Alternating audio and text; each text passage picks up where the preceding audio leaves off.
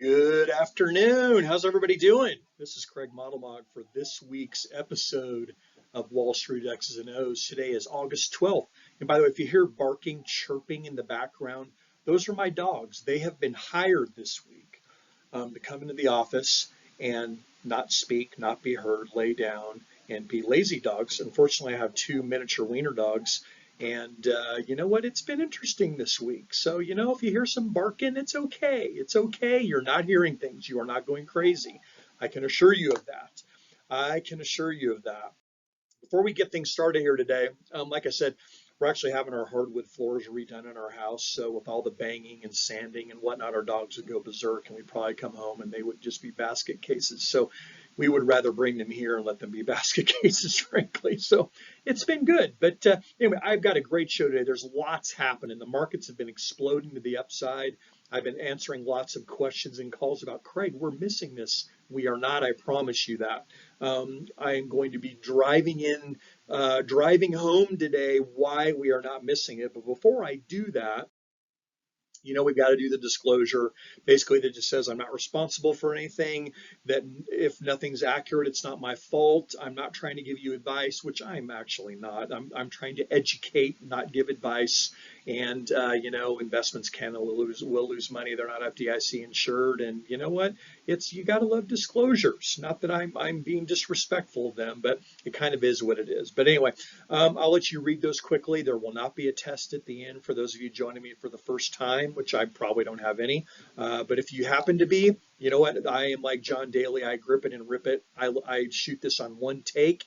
This is about really being very loose, but very focused on the facts and the truth and helping people become better investors and have a better understanding of the economy and the economic cycle. So that's really what we're going for here.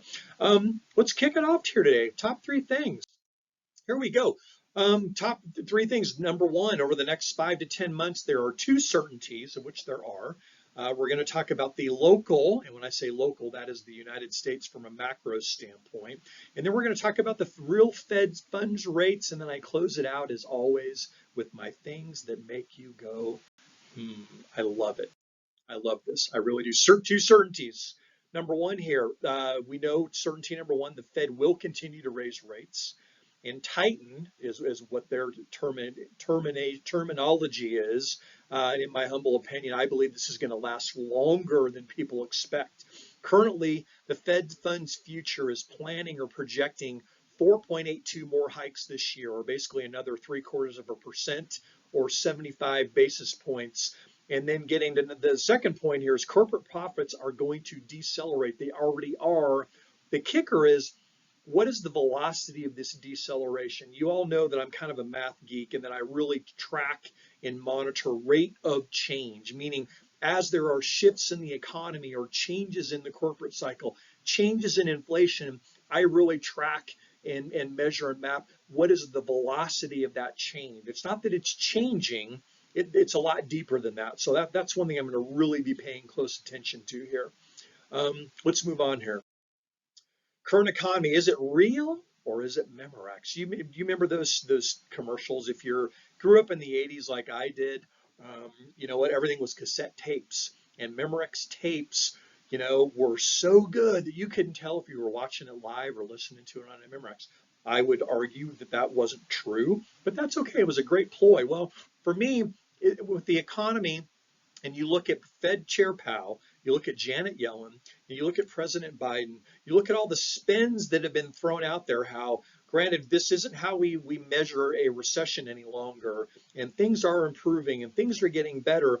I used to rip on President Trump. I call him President Pump because he would go out there and say things and the market would explode. And I see this administration doing something comparable, just not quite as front and center as vocal. So I find it comical, actually, but it's kind of the narrative of the day, and Wall Street jumps in on it, and it's really kind of a cluster. But here's some things that we're going to look at. They're going to show really that this is not the case. So again, is it real or is it Memorex? I'll let you be the judge of that. Let's get to the first one here. Goods and activity. This is ISM New Orders. What is ISM New Orders? It's a manufacturing index that measures new orders, production, employment, supplier deliveries, and inventories. It's calculated monthly, And they compile over 300 different manufacturing companies to get this. As you can see here, I'm going to draw a red line on top of this red line. Bad. That's all I can say is bad. Moving on. Services activity, the same. The Fed services sector measures the economic well-being of U.S. households and identifies potential risks to their finances. Red on red, bad. That's all I can say. This is not good. Manufacturing, once again, you look at the gray sections here. These are past recessions. This is the financial, or this is the pandemic, which really doesn't count. But you look at these lows that are being set, and I tell you what, it's not looking good. And you look here, and this is really picking up to the downside. So again, not looking good on the short run here. I think it really goes down, and we're going to test some new lows also in manufacturing. Housing, you can see in housing as well. Not good. Housing is starting to roll over. This is existing home sales. They're starting to decline. I talked to some friends, clients who are in the real estate business, both commercial as well as individual. And I tell you, you're seeing inventories start to swell and expand. You're seeing prices drop. That is going to continue on here, most likely, even despite mortgage rates that have been dropping here. So moving on, I've got the next one, consumer confidence. Consumer confidence, these are basically the Michigan Future Expectations Index. Again, another low. I mean, look at these numbers here. These are just not good, people. And I'm telling you that there's no confidence out there currently. Housing, again, this is existing home sales. Again, dropping off. And I think I may have put that slide out there twice now that I'm looking at it. And if I did, you know what? You can see the imperfections of this. I'm good with being imperfect. I'm actually an incredibly imperfect individual. But once again, we're seeing existing home sales, and I'm going to touch on that again, being I said it about 30 seconds ago, not looking good. I don't know what's happening here because this is just not really going the way I wanted to. So we're going to go to CEO confidence here. Man, living. See, I did the two Michigan consumer confidence and housing twice. I guess I was banging that point home. That's all I can say. CEO confidence, once again, it is not a pretty picture. CEOs are not real excited about the future. In fact, what are you seeing? You're seeing cutbacks in advertising and marketing spending. Where do we see that? Meta, as well as Google, their digital sales and marketing have cratered. And that's only going to get worse. That's the first thing that companies start cutting as they get prepared for tougher days ahead. All right. And we're seeing more of that happening. We're also going to see, I think next is going to be the transition to the labor market, which is going to be people getting laid off and fired from jobs, which is never a really good thing that we want to see. Moving on here. Business expectations, these are small business sentiment and basically looking at their forward outlook on how positive they are. As you can see down here, it's not too good, not too good, and probably not going to get better anytime soon either. Small businesses make up 98% of the working population, so this is again another bad one. Small business earnings, as you can see here, earnings are really starting to come down significantly. And this is, again, something that's going to be very challenging in the months and quarters to come. If you look at my small business sales, you see the dark black here. That is basically actual sales. And you see the skinny black one here. That is expected, which then goes in line with small business expectations. Once again, this is just not a great picture, okay? It's just not.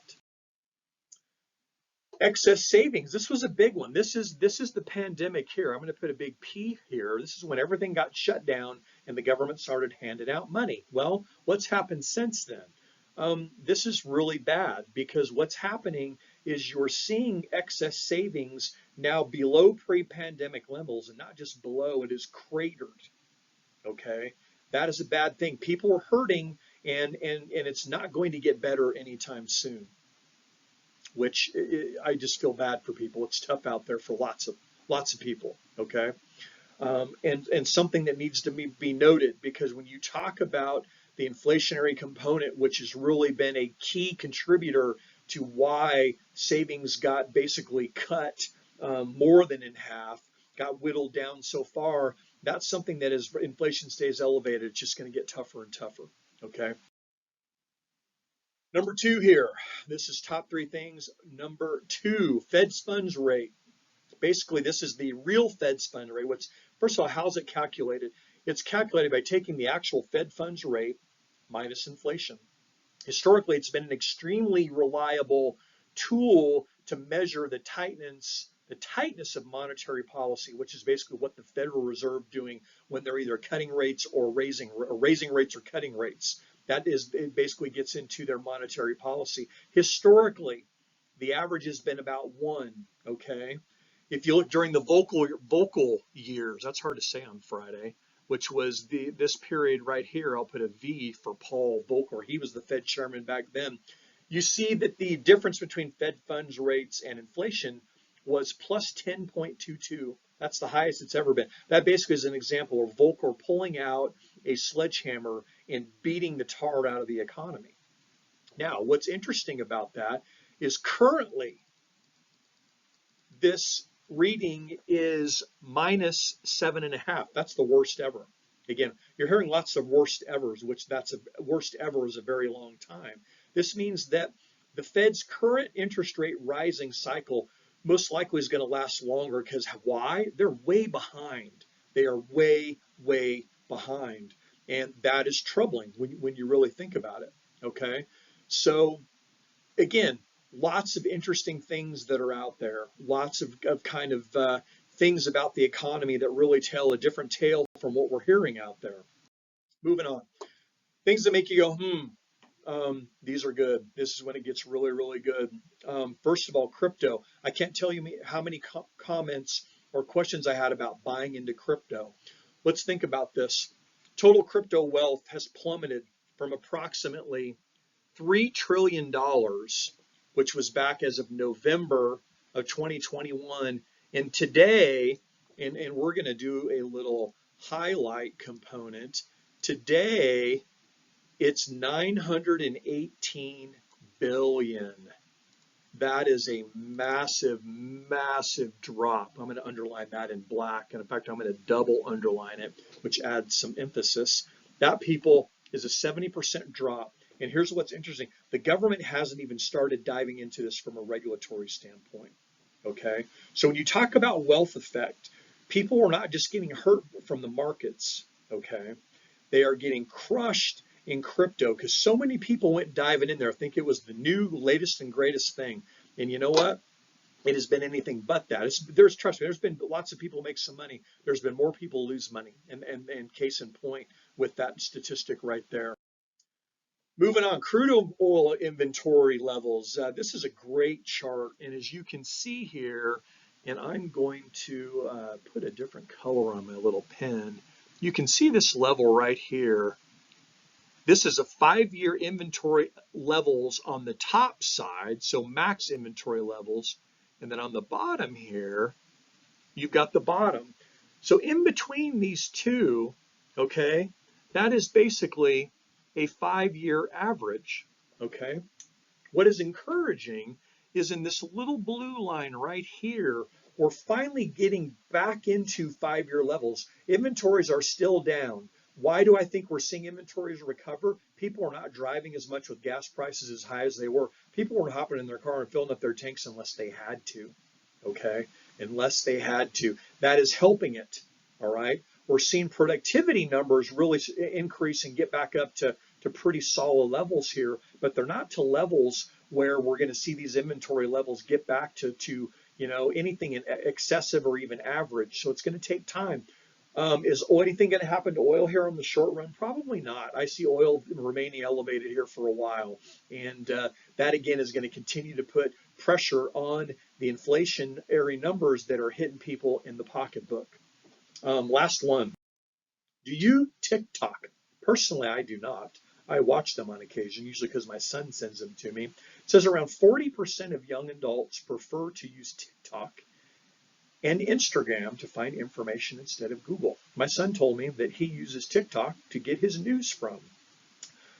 Initially, I was horrified to hear that. I feel a little bit better now because I actually do think that you can gain your news on there. I would really encourage people to choose other sources or add to your sources. But anyway, and that's a Bloomberg statistic where the reason is they prefer a visual way of receiving their news or information instead of text-based. So reading isn't the thing, it's watching things, which I guess I've suckered you all in here. This is not TikTok, it is Wall Street X's and O's, but it's kind of similar. So anyway, moving on here. Thank you for joining me today. It's been good today. I really dove in and went after it, and we had a lot of great things. Underlying comments before I let you guys go today. The markets have really exploded to the upside the last 10 days. What I want you to know is you are not missing anything. When you really look at the data out there and you look at the truths of the health of the economy is not healthy right now, and we're just getting to the start of a earnings, what I will call challenging earnings challenged period. Okay, and that is not going to bode well for markets. So I'm going to encourage you all, don't be jumping in here and buying this market now. If you have, get out, and I mean that. If you bought something in the last 10 days and you're feeling really good and think, wow, this market is recovering, it is not. And you need to take your profits and run. What did I do some buying of this week? I bought some gold and I bought some treasuries. I went out about 10 years in the treasury yield curve and picked up some treasuries this week. Those are risk off assets because that is the environment that we are in. We're about ready to enter a period of time for 4 quarters in a row is what my data is saying, where we're going to have growth and inflation decelerating. That is not an environment to buy stocks in, okay? And I keep telling you that. You've been hearing me talk about this for months now. And I'm telling you, this is far from over, and we need to continue to be patient. We need to continue to make unemotional decisions, and you need to continue to trust the data. So anyway, thanks for joining me today. Craig Modelmog. Hopefully, today I was feeling it. Last time I was a little bit fatigued. I was a little tired in the morning and just couldn't get it going. Today I kind of feel like I'm back to normal. I'm very focused. This is a time to be very focused. So I may not cut up as much, but I tell you what, it's good and I'm feeling good. And I tell you what, I appreciate everybody. So for Wall Street X's and O's for the week ending August 12th, it's hard to believe that football season is around the corner. I'm so excited.